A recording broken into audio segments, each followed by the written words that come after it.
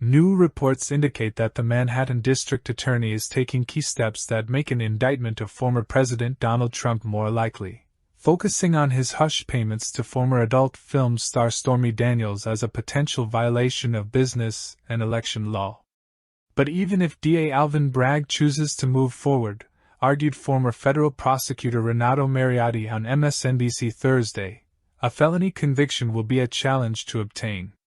We know Trump lawyer Michael Cohen, for doing that in terms of that being a campaign finance violation, was sentenced to 3 years in prison for a crime in which Donald Trump was named as the unindicted co-conspirator. The person that was unnamed in it was Donald J. Trump, said anchor Joy Reid.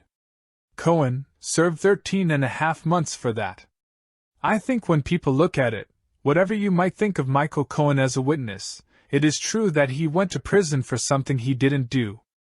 And so fairness would indicate that the person he did it for is at least as culpable as he is. Yeah, I think it's fair to say that Trump is ultimately the driver of this scheme, agreed Mariotti. I don't think anyone disagrees with that. I think the commentary that was just given a moment ago, I actually agree with, is just simply that under the, in terms of New York law, there's going to be some challenges in this case. One thing I think won't be a challenge is the misdemeanor charge.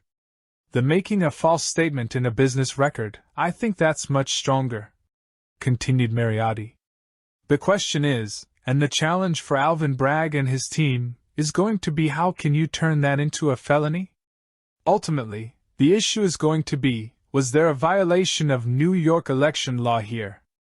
And that means that was this $130,000 payment a contribution, effectively a contribution to the Trump campaign, because this was really in the midst of an election and they needed to keep it quiet in order to make the 2016 election.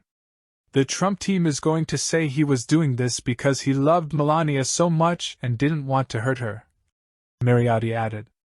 That probably is not going to appeal to most people. The question is there one juror who it would appeal to?